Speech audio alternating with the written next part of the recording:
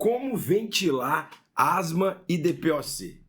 Esse é o tema do artigo comentado da semana. Eu sei, é um artigo extremamente prático, você deve estar doido para aprender, para entender o que eu vou falar aqui, mas eu tenho que te contar a polêmica. Hoje eu vou falar de um artigo que eu discordo de boa parte dele. E eu tenho certeza que durante o começo aqui vai te incomodar essa minha discordância, mas na prática, na medicina brasileira de verdade, eu preciso ser honesto. Esse artigo, na hora que ele fala sobre como ventilar propriamente dito, eu acho que ele não consegue traduzir o que você precisa saber para manejar seu paciente em qualquer lugar que você estiver, para ventilar seu paciente com asma, aí, bem no seu interior, ou mesmo na sua UPA aqui da capital, mas que eu sei que você não tem todo o recurso que é necessário para fazer o que o artigo sugere. Então roda a vinheta que eu vou quebrar esse artigo. Mas antes, comenta, curte, compartilha, porque eu tenho certeza que esse conhecimento vai ajudar muita gente nesse Brasil afora e você pode me ajudar a levar essa mensagem para mais e mais médicos.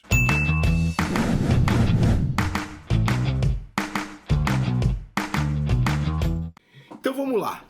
Antes de falar do que eu discordo do artigo, e eu vou mostrar para vocês por que eu discordo, tá? Vai ser a primeira vez que eu vou trazer aqui um artifício que a gente usa muito nas nossas aulas, que é o nosso simulador de ventilação mecânica. Então espera que eu vou mostrar por que eu discordo do artigo e vou aplicar para vocês na prática o problema desta ventilação proposta pelo artigo. Algumas coisas boas sobre o artigo eu gostaria de trazer e destacar, porque afinal de contas, na vida, nem tudo também é uma porcaria, e muito menos esse artigo. É um bom artigo, só a parte que eu acho que não se aplica, que é a parte do tratamento, da ventilação mecânica, que não se aplica muito no nosso dia a dia. Com relação a coisas boas do artigo. Primeiro, ele tem uma boa explicação fisiológica de por que do que acontece, na verdade, durante a ventilação mecânica no paciente DPOC. Basicamente, ele fala o que todo mundo já sabe, mas ele fala de um jeito bacana, que é hiperinsuflação pulmonar, a relação pulmão-cardio, que nesses casos a gente tem que ficar ainda mais atento quando a gente intuba um paciente com asma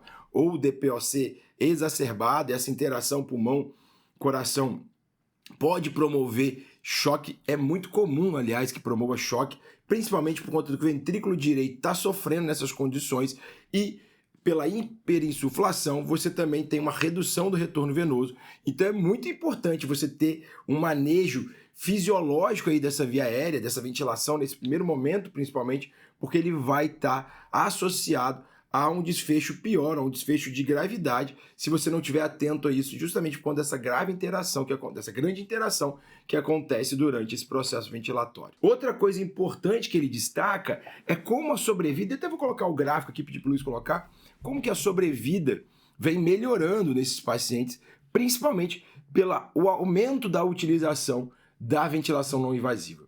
Hoje a gente sabe, ventilação não invasiva para manejo de paciente, principalmente DPOC, e até pode também considerar asma, tem mudado a sobrevida desses pacientes. A gente intuba menos paciente, a gente consegue resgatar mais rápido esse paciente, justamente por conta do advento e do bom uso da ventilação não invasiva. Agora, eu sei que nem todo mundo sabe fazer ventilação não invasiva, a maioria dos lugares não tem um fisioterapeuta que pode te ajudar, e os equipamentos aqui no Brasil, eles também são bem pouco agradáveis para o paciente. Eu me lembro que quando eu vim de Portugal, de um período que eu fiquei no estágio que eu fiz lá fora, eu trouxe máscaras de VNI, porque lá eles utilizavam de maneira descartável, olha que loucura. E aqui no Brasil, na verdade, a gente vai usando e aquela máscara vai ficando pior, desgastada, a borracha vai machucando o paciente. Quando a gente usa full face, vai ficando parecendo aqueles o capacete do Alien, assim, todo arranhado. Ou seja, infelizmente, por mais que na vida real, na vida científica, lá nos melhores locais, a VNI realmente cause impacto, aqui no Brasil causa impacto, mas a gente tem que estar preparado para lidar com essas dificuldades, principalmente do ponto de vista de equipamento que a gente tem. E isso é a realidade brasileira, e por isso que a gente tem esse canal, para falar sobre medicina brasileira de verdade, eu não posso negar para você. Então, toma cuidado com essa questão da utilização da VNI. Você deve utilizar, está provado que ela diminui aí intubação e até mesmo melhora a mortalidade quando bem indicado, mas a gente sabe que na nossa realidade ela é bem complexa e nem sempre deve ser feita. E eu vou ter um vídeo no canal que vai explicar como eu faço VNI para vocês, tá bom? Então, dito isso, use assim VNI, mas tenha muita certeza do que você está fazendo para não postergar uma intubação que eventualmente vai ser pior ainda o seu desfecho do paciente se você atrasar esse momento. Calma que eu já vou falar como ventilar esse paciente, como que ele recomenda e vou mostrar para vocês no nosso simulador. Mas antes, eu queria só trazer essa tabela, essa figura que o artigo traz, que também é uma figura bem legal, que mostra um pouquinho o passo a passo de como você vai fazer, de como você vai seguir com esse paciente durante o processo ventilatório. E aí, pessoal, é onde eu mais discordo dele, quando a gente traz aqui para nossa vida real, que é essa segunda parte, a parte de vermelho, no qual o artigo ele argumenta uma coisa muito importante. Não está errado o que ele fala, que nesse primeiro momento, o manejo tem muito mais a ver com evitar uma piora da hiperinsuflação do que com controlar os gases ventilatórios. E eu concordo com isso, eu não discordo disso, seria louco se eu discordasse disso. A questão é o como ele propõe essa tanta preocupação com a hiperinsuflação. Vou mostrar para vocês no simulador agora e depois eu argumento um pouco mais. Vamos lá, olha a simulação que a gente vai fazer. Olha só, eu já deixei setado aqui para vocês no nosso simulador de ventilação mecânica um paciente feminino, asma, tá? Ela tem aí, é uma feminina, né, de 35 anos, ela tem aí um peso de 70 quilos, então o peso ideal dela era de 57 quilos. E eu vou colar aqui para vocês como que o artigo cita para a gente ventilar esse paciente, tá? E eu vou mostrar aqui, eu já deixei setado para não atrasar muito o vídeo, tá bom?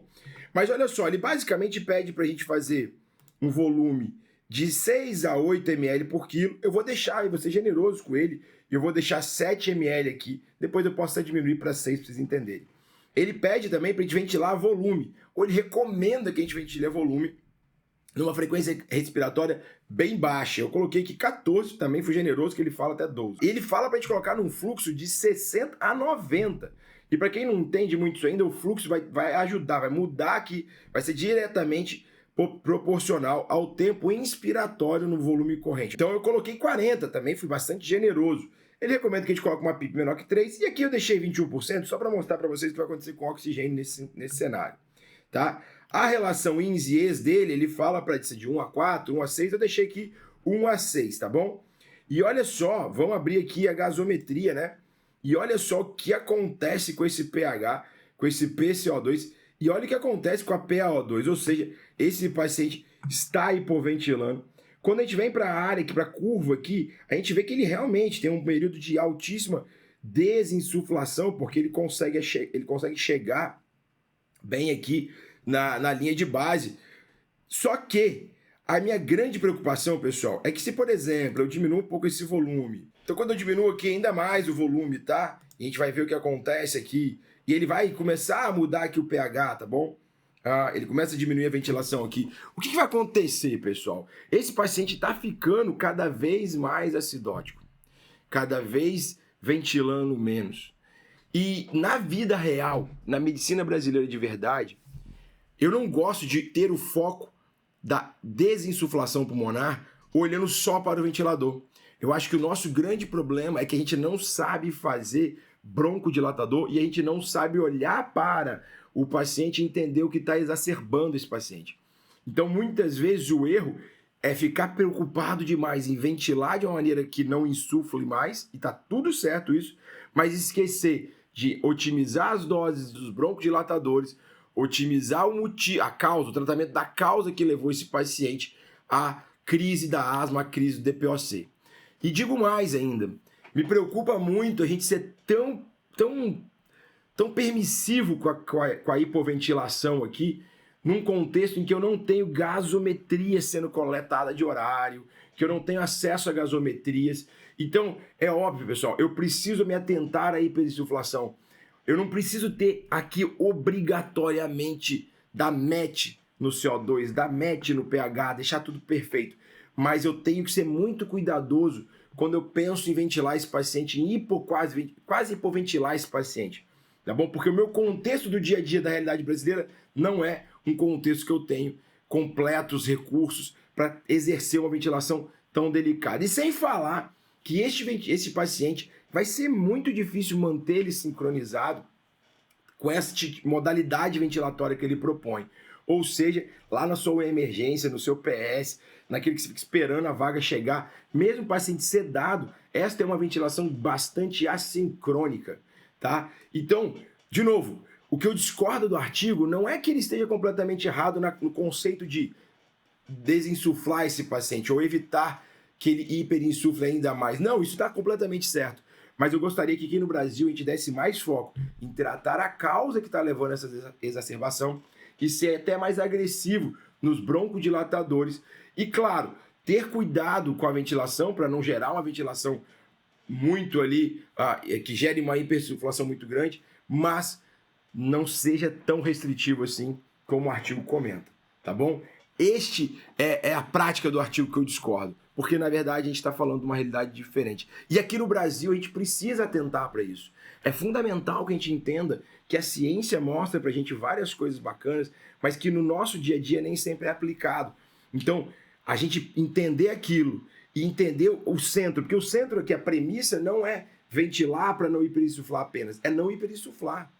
E como eu posso tratar essa hiperinsuflação? Controlando a causa de base, a causa da exacerbação e ser ainda mais agressivo com broncodilatadores. Entendendo a hora exata de você entubar esse doente e olhando para essa ventilação de uma maneira que eu acho equilíbrio e não de uma maneira decoreba. Até porque o seu paciente, se você colocar para todo mundo esse mesmo padrão ventilatório, eu tenho certeza que você vai ter um problema muito grave e a maioria dos seus pacientes você não vai conseguir fazer uma ventilação minimamente aceitável. Ok? Mais uma vez, eu sempre reforço, não colhem, não decorem modalidade de ventilação. Entendam o problema. Uma vez entendido o problema, a gente tem um leque para tratar. Um deles é ventilar de maneira mais restritiva. O outro é controlar a causa da exacerbação, é fazer mais broncodilatador, é entender o recurso que você tem e o que você tem que usar. Isso é medicina brasileira de verdade.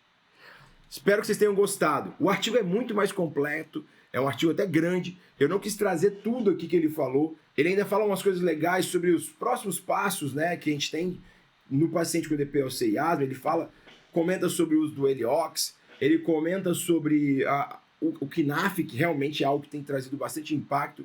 Ele fala sobre a membrana de troca de CO2, que inclusive é algo que eu tenho aqui no meu serviço, mas a gente ainda não consegue usá-la da maneira que ele recomenda e que é a maneira que eu acredito que pode utilizar muito, pode ser muito útil, tá? Que é usar para ajudar você no desmame desses pacientes, ter um desmame mais rápido. Mas, ou seja, é um grande artigo, um artigo completo, mas o que eu queria trazer de maneira bem robusta era a aplicabilidade com relação à ventilação mecânica, tá bom? Se você quiser saber mais sobre tudo isso e aprender a ventilar qualquer paciente, tem um link aqui na descrição que vai te encaminhar para a nossa mentoria Medicina Brasileira de Verdade. Eu acho que a gente pode te ajudar bastante a entender exatamente como aplicar a ciência na sua prática do dia a dia, sem decoreba, entendendo as premissas. Abraço, até o próximo vídeo. E não esqueça, vai ter vídeo no canal sobre como usar a VNI.